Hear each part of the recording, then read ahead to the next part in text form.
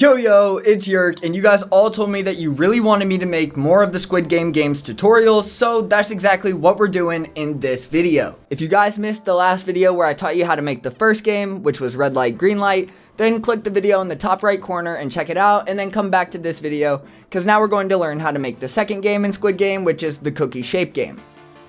If you haven't seen the show, it's basically a game where they made everyone cut a shape out of a cookie, and if they failed to cut out the shape in time, or if they broke the shape, then they would be eliminated.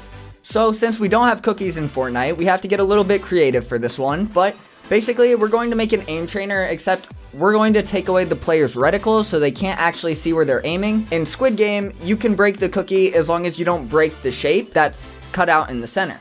So in our version, you can shoot the outside of the shape and you won't be penalized, but if your bullet hits the inside of the shape, you'll be eliminated.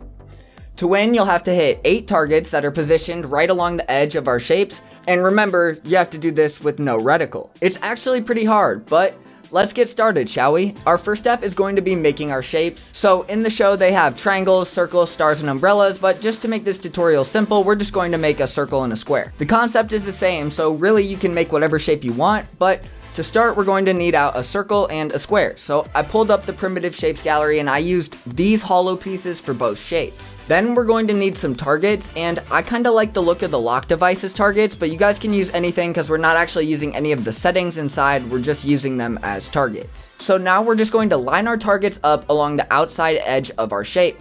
And once you have them going all the way around like this, then we're going to pull out a trigger. We're going to shrink the trigger down until it's roughly the same size as the target you're using, and we're just going to place it down right in front of it. Then we need to open up the settings and we want to set triggered by damage to yes. We also need to make sure that we set times can trigger to 1. Then we're going to find the visible during game setting and turn that off, and we want to make sure that we set it to take damage while invisible.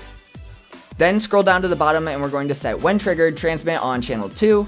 Then we're just going to copy that trigger and place that one down in front of the next lock device until we have a trigger in front of every single lock device that we have around our shape. And now we're just going to place one more trigger down, but we want to resize it to fit our shape, or at least get as close as we possibly can to it. And this time we're just going to set this trigger to trigger on channel 3. Now we're going to grab out a tracker device. We're going to set the stat to track to channel, and since I have 8 targets, we're going to set the target value to 8. We want to set increment when receiving from channel 2, and we're going to set when completed transmit on channel 1. Then we're going to grab out a timed objective device. You can give them however much time you want, but we're just going to set when completed transmit on channel 300. Now we're going to need a teleporter to teleport all the winners to the next game. So go ahead and just place your teleporter down wherever you want your winners to go, and we're just going to set teleport to when receiving from channel 1. Now to make it more difficult, we're going to pull out the HUD controller device and we're going to place it down, open up the settings, and we want to set the show reticle option to off. That way players can't see where their bullets are going, and it's going to make it more difficult for them to hit the targets, and they'll have to be more careful not to accidentally shoot the shape. So now we need to set up a kill zone. We're just going to set the damage volume right here and a teleporter right inside of it. And for the teleporter, we're just going to set teleport to when receiving from channel 3.